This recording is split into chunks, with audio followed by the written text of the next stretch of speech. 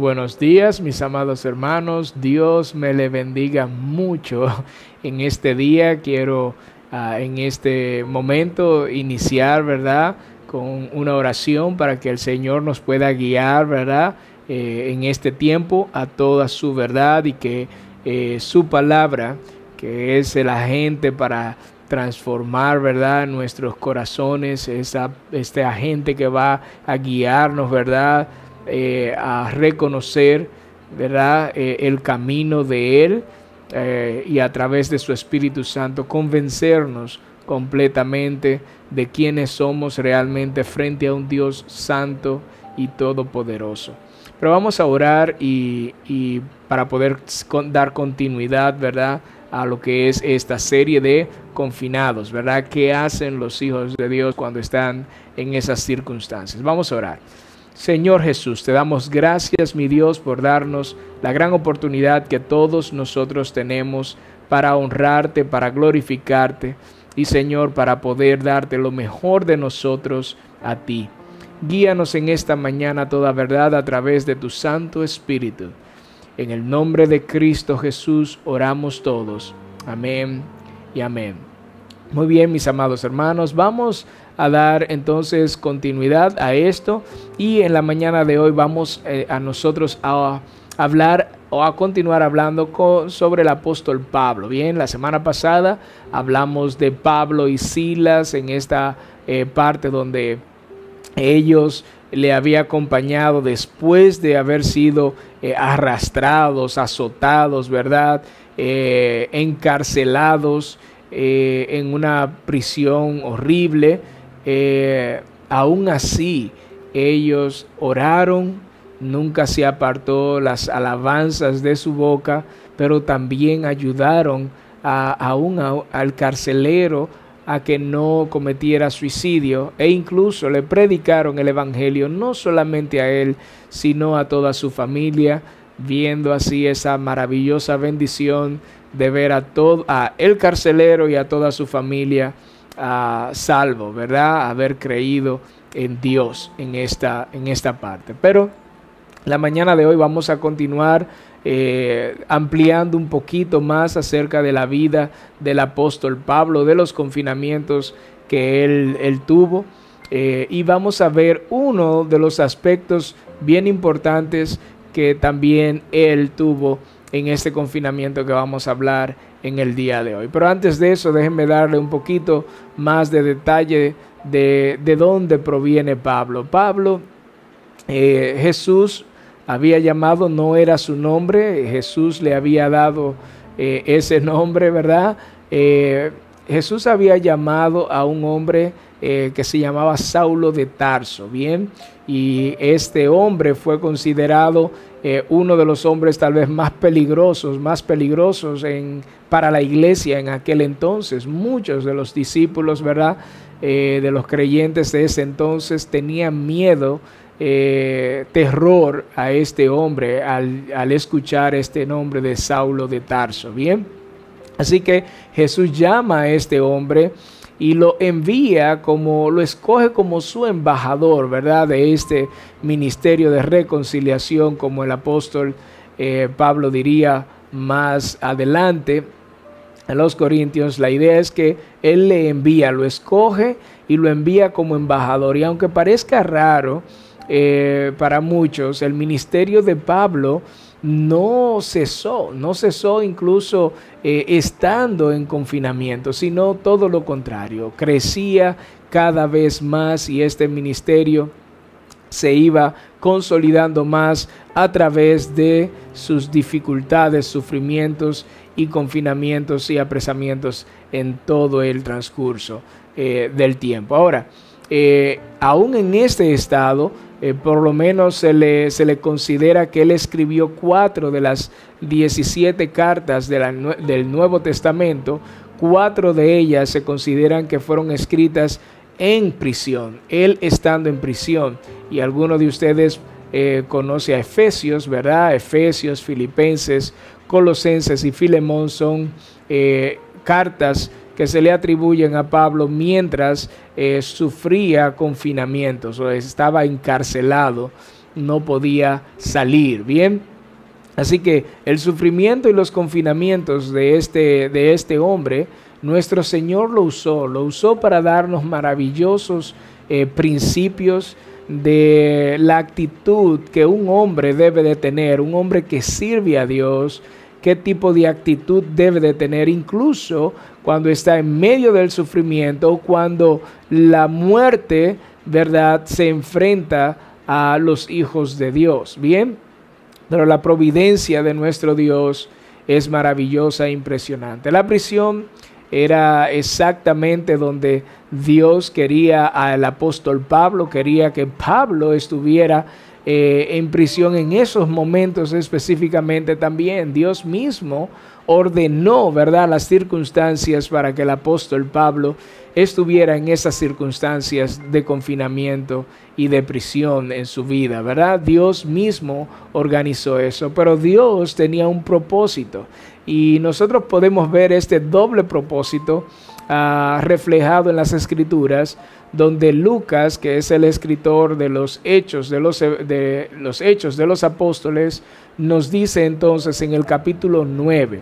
Muy bien, escuchen muy bien el capítulo 9 de Hechos, versículo 15 al 16 nos dice: pero el Señor, dice aquí, pero el Señor le dijo: ve, porque Él me es instrumento escogido. Para que ustedes puedan entender el contexto, Dios le estaba hablando a Ananías. Era un discípulo llamado Ananías en Damasco, y que él tenía él sabía y había conocido de ese nombre, había escuchado de lo terrible que era este hombre, y el Señor le dijo como quiera que fuera, porque él es un instrumento escogido, dice aquí, para llevar mi nombre en presencia de los gentiles, dice el Señor, en presencia de los gentiles,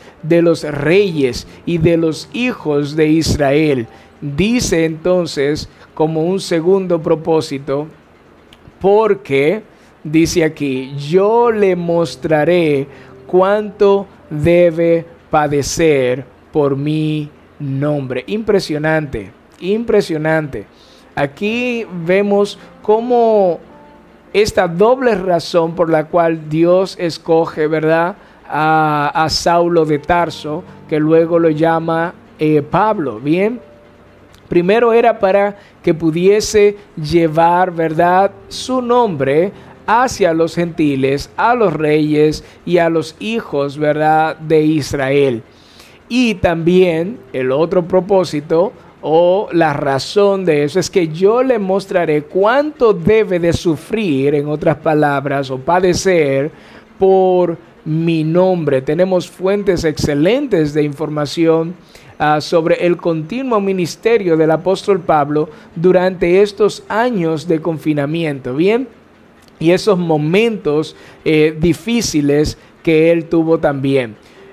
Vimos el encarcelamiento, como les había ya hablado acerca de Pablo y Silas, y qué cosas aún en esas circunstancias acompañaron a estos dos hombres.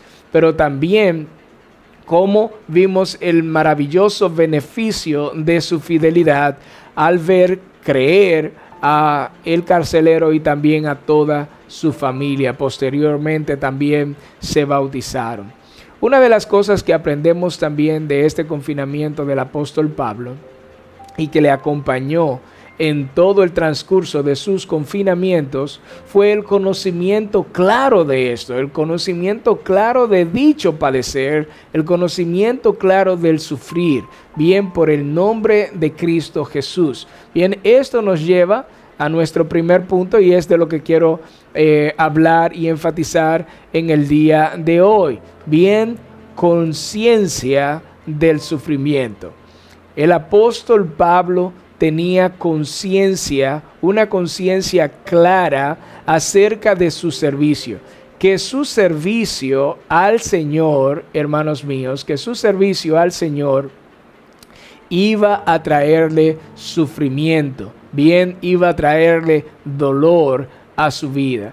Escuchemos la exhortación que les escribe el apóstol Pablo, le escribiría más adelante a los Corintios, bien, de no recibir la gracia de Dios en vano.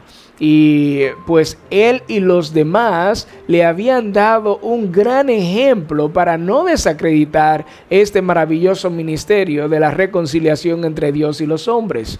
Entonces, en su segunda carta, el apóstol Pablo le dice a los Corintios en el versículo 4, vamos a ir a 2 de Corintios capítulo 6, verso 4, donde dice: sino que en todo, dice, nos recomendamos a nosotros mismos como ministros de Dios, en mucha perseverancia, en aflicciones, en privaciones, en angustias, en azotes, en cárceles, en tumultos, en trabajos, en desvelos, en ayunos, en pureza, en conocimiento, en paciencia, en bondad y en el Espíritu Santo, en amor sincero, dice aquí el apóstol Pablo.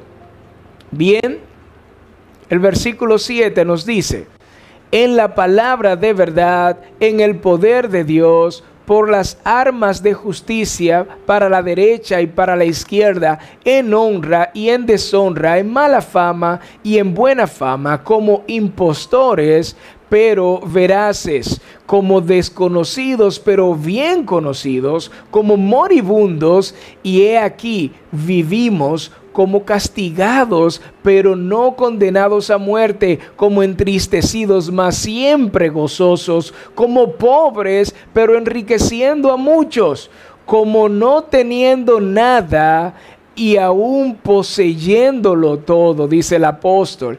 Nuestra boca, oh Corintios, os ha hablado con toda franqueza.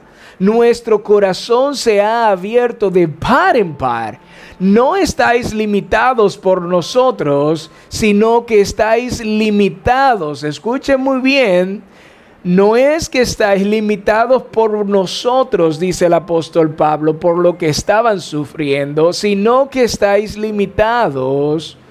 Oigan muy bien, hermanos, por vuestros sentimientos, por vuestros sentimientos. Eso es, desalentador lo que acaba de decir Pablo. Bien, todo esto que ellos han pasado, desvelos, ayunos, trabajos, ¿verdad? Vemos aquí que lo tratan como impostores, lo tratan como si fueran completamente desconocidos, los castigan, son moribundos en muchos aspectos, y vemos todo esto que está sucediendo con el apóstol Pablo como ejemplo. Y aquí ellos le han hablado con mucha franqueza, dice él. Estas palabras son muy desalentadoras y desgarradoras para aquellos que buscan a Dios para tener una vida desahogada y libre de dificultades. Bien, o como hay eslóganes que dice: pare de sufrir. Bien, la idea es, si tú eres un hijo de Dios, tú no puedes sufrir. Dios no te quiere sufriendo. Para nada, no puedes estar sufriendo. El Evangelio de nuestro Señor Jesucristo, iglesia, nos despierta. Bien, el Evangelio del Señor Jesucristo despierta a todos aquellos que duermen. Y todos sabemos que a nadie le gusta que los despierten, y mucho menos cuando en su fantasía, ¿verdad? En su fantasía en la que se encuentran, comen, beben y se regocijan. Bien, pero a este sueño avaro, vanidoso o egoísta, Jesús, a este sentimiento egoísta del hombre, ¿verdad? Donde piensa que el todo del hombre o la razón de ser del hombre se encuentra en los bienes que pueda poseer. Jesús hace una parábola. Bien, en Lucas capítulo 12, verso 20, no están ahí en su pantalla, pero pueden buscarlo en sus Biblias, donde él le dice: pero Dios le dijo a este hombre rico que se había jactado de todo lo que tenía, y que ya había planificado el resto de su vida, dice aquí, y Dios le dijo: necio, esta noche vienen a pedir tu alma, y lo que has provisto, ¿de quién será? El Evangelio nos regresa, hermanos míos, a la realidad. No solo a la física, sino también a la espiritual del hombre, porque no solo de pan vive el hombre, sino de cada palabra que sale de la boca de Dios. Y esa es la realidad física y espiritual. Bien, es cruda la realidad, es difícil, pero conlleva una esperanza de salvación, hermanos míos. Pablo sabía, él estaba convencido de que podía ser asesinado en cualquier momento, bien, por seguir testificando y hablando de nuestro Señor Jesucristo. Por ejemplo, escuchen las palabras, bien, de su discurso a los ancianos, que ustedes pueden ver lo que sucedió aquí en Hechos, capítulo 20, Hechos capítulo 20, el verso 22. Hechos capítulo 20, verso 22, donde nos dice: y ahora, he aquí, yo, atado en espíritu, voy a Jerusalén sin saber lo que allá me sucederá, dice el apóstol. Salvo que el Espíritu Santo solemnemente me da testimonio de en cada ciudad, diciendo que me esperan cadenas y aflicciones. Pero en ninguna manera estimo mi vida como valiosa para mí mismo, dice el apóstol, a fin de poder terminar mi carrera y el ministerio que recibí del Señor Jesús, para dar testimonio solemnemente del Evangelio de la gracia. Wow, hermanos míos, si pudiésemos ver lo maravilloso de eso. Cómo él ni siquiera estimaba su propia vida, hermanos míos, como valiosa en comparación de tener el Evangelio de Dios, o predico el Evangelio, o me atrevo o me arriesgo a sufrir cadenas y aflicciones por esto. Bien, no estimaba su vida como cosa a que aferrarse para no, ¿verdad?, predicar el Evangelio. Así que es muy interesante la actitud de este hombre a través del tiempo de confinamiento. ¿Recuerdan las palabras de los apóstoles también en el libro de los Hechos de los Apóstoles, donde él les dice que ellos le dijeron: no podemos dejar de decir lo que nosotros hemos visto y oído? No puede pasar. Lo hemos visto, lo hemos oído. No podemos dejar de decir. Cuando le decían, ¿verdad?, en el capítulo 4 y 5 a estos líderes, estos sacerdotes, a el pueblo este concilio que les solicitaba y les amenazaba, ¿verdad?, que no predicaran en el nombre de nuestro Señor Jesús. Bien, no era posible dejar de decir y hablar. Yo creo compartía el apóstol Pablo esta convicción, hermanos míos. Escuchen cómo describe Lucas las palabras del apóstol Pablo a los creyentes en Cesarea.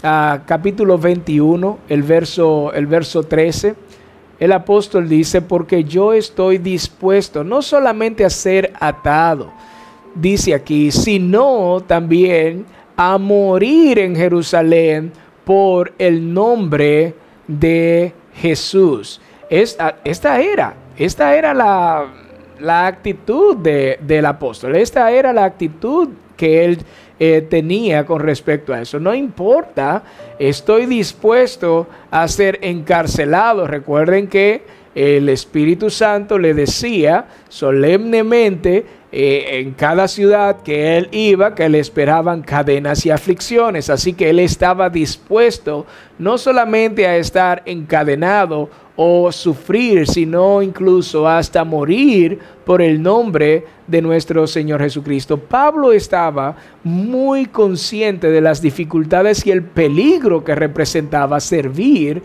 a Cristo y a su evangelio. Él estaba completamente muy claro en todo eso y estaba dispuesto a enfrentarlo. Él sabía muy bien que en los planes de Dios estaba el sufrimiento, bien, pero que los usaría para promover su evangelio.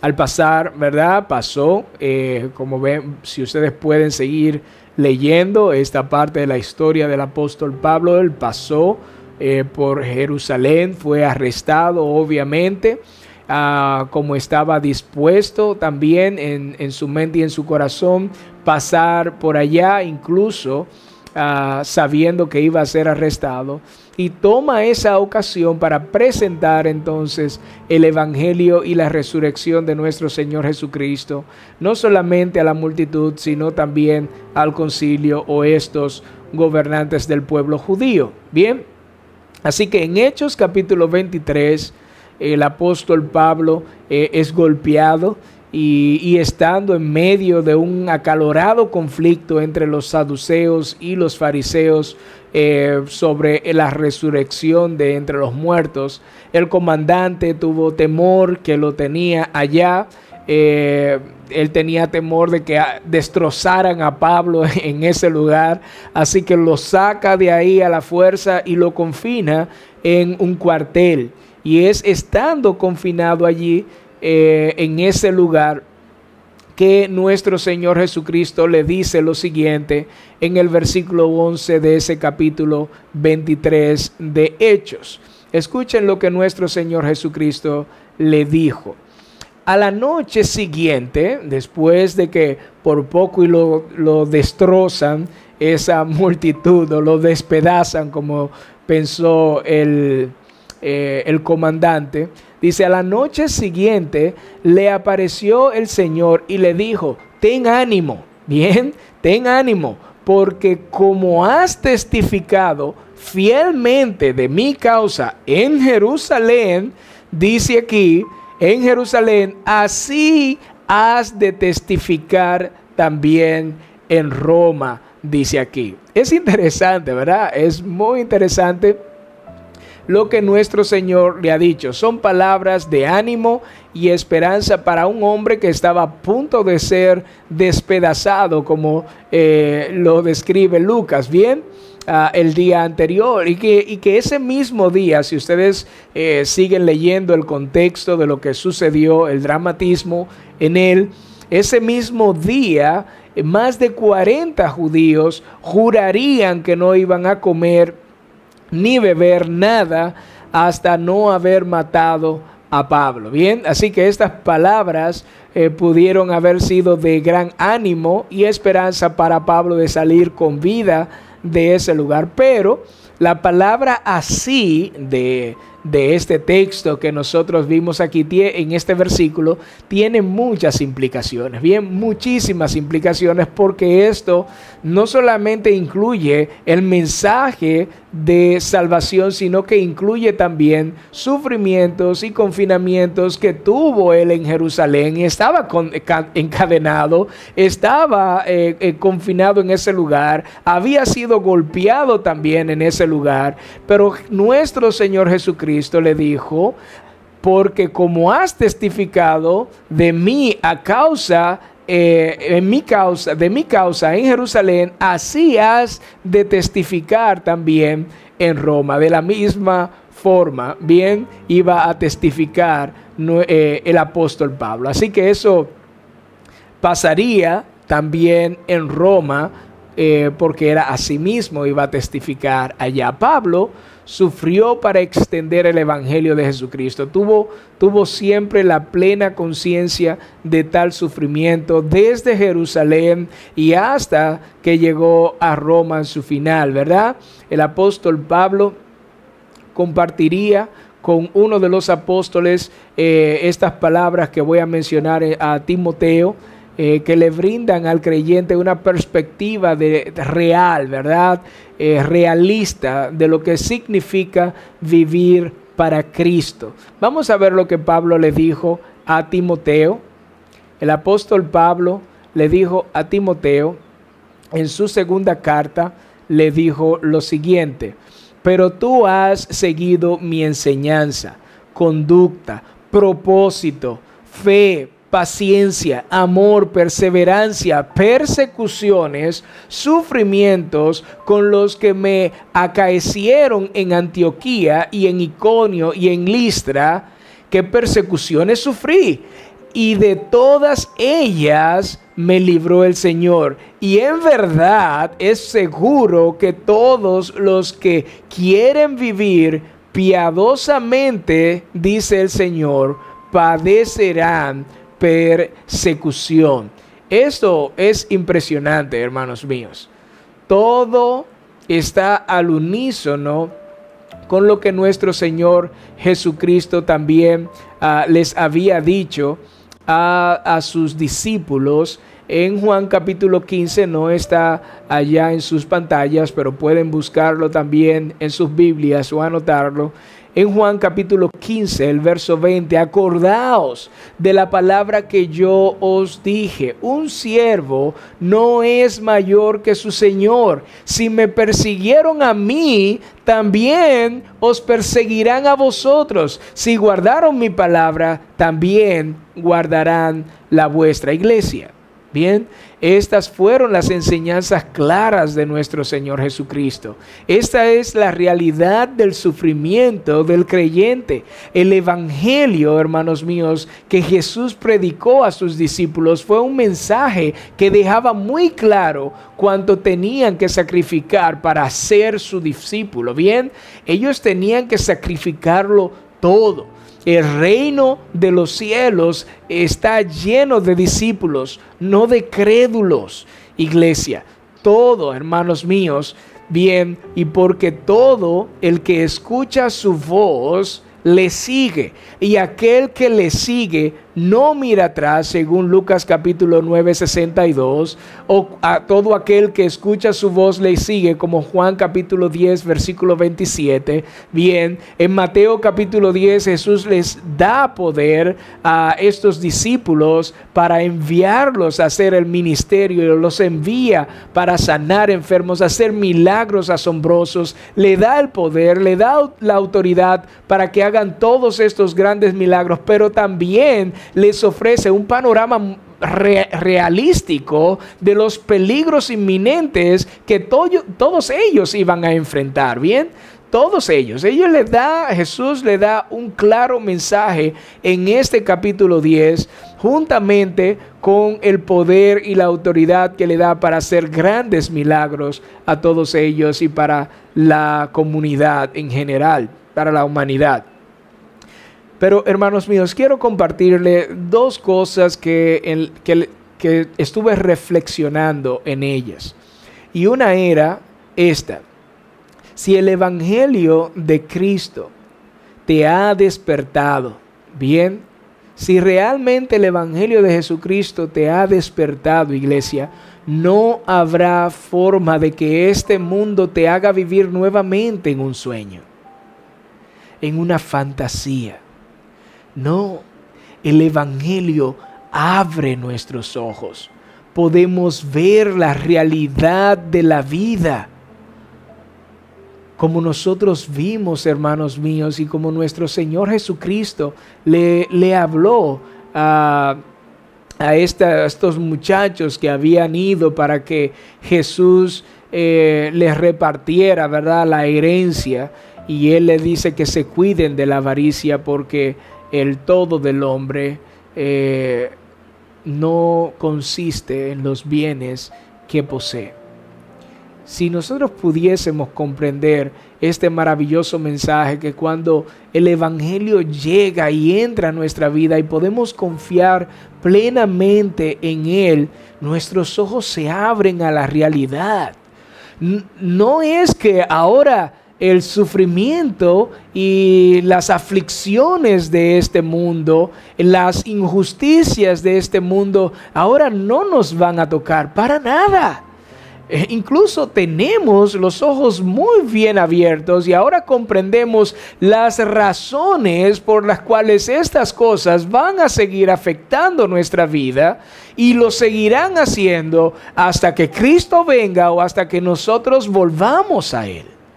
Esto es así, hermanos míos. Pero otra de las cosas que reflexioné también en esta semana fue lo siguiente. Porque el Evangelio de nuestro Señor Jesucristo, iglesia, nos hace plenamente conscientes del desafío que vamos a enfrentar, que enfrentaremos, hermanos míos, como hijos de Dios confinados. Nuevamente, porque el Evangelio nos hace plenamente conscientes del desafío que enfrentamos como hijos de Dios confinados. Wow, por eso les dije, abre nuestros ojos. Ahora nosotros no estamos en un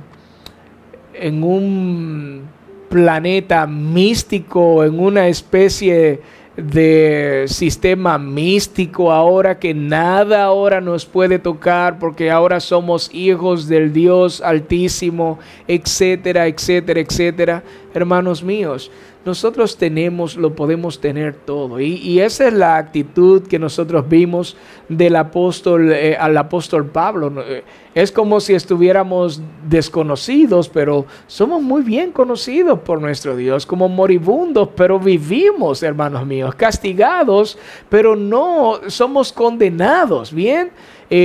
A muerte por nuestro Dios, entristecidos, pero nosotros siempre estaremos gozosos.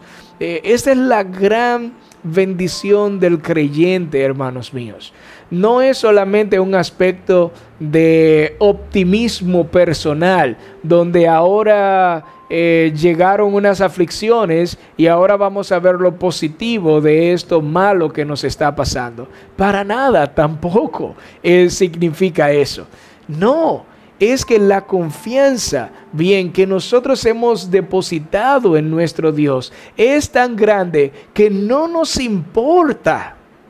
No nos importa lo que pueda pasar con nosotros, porque siempre en el Señor y en su voluntad, aunque muramos, aunque estemos muertos o estemos en peligro o nos enfermemos, si es la voluntad de Dios, será buena pasar por ella. Porque los que creen en nuestro Señor Jesucristo, en aquel que es la resurrección y la vida, aunque mueran, vivirán, hermanos míos. Esto no es una esperanza que lo tiene todo el mundo. Oremos, iglesia. Señor Jesucristo, te damos la gloria y la honra que tú mereces. Guíanos a poder darte lo mejor siempre de nosotros, aún en medio de nuestro sufrimiento y confinamientos. Guía, Señor, a las personas a poder comprender la realidad del Evangelio. Hay que darnos todo por aquel que lo ha dado todo por nosotros. Guíanos, Señor, a ser agradecidos por este maravilloso sacrificio que has hecho por todos nosotros al morir en una cruz para salvar al pecador. Ayúdanos a comprender este sacrificio. Ayúdanos por tu buena voluntad a arrepentirnos de nuestros pecados y vivir una vida, Señor, con valor y predicando con denuedo tu palabra.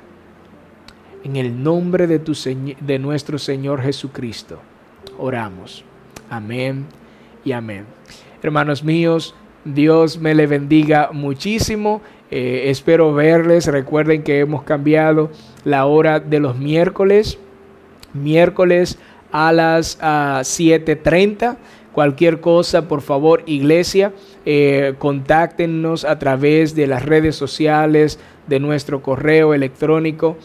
Pronto, si Dios lo permite, van a tener informaciones para la reapertura de la iglesia. Oren por sus líderes para que puedan, ¿verdad?, prepararse y preparar este local para que cuando regresemos nuevamente a reunirnos en congregación allá, podamos hacerlo de la mejor manera y de la forma más segura para cada uno de nosotros. Oren mucho en este tiempo por cada uno de sus líderes para que esto pueda salir de la mejor forma. Dios me le bendiga mucho y espero que cada uno de ustedes esté fielmente en el Señor, predicando el Evangelio con toda y a toda verdad. Oremos, hermanos míos. Oren mucho por los líderes de la iglesia y que el Señor me le bendiga muchísimo. Bye bye, iglesia.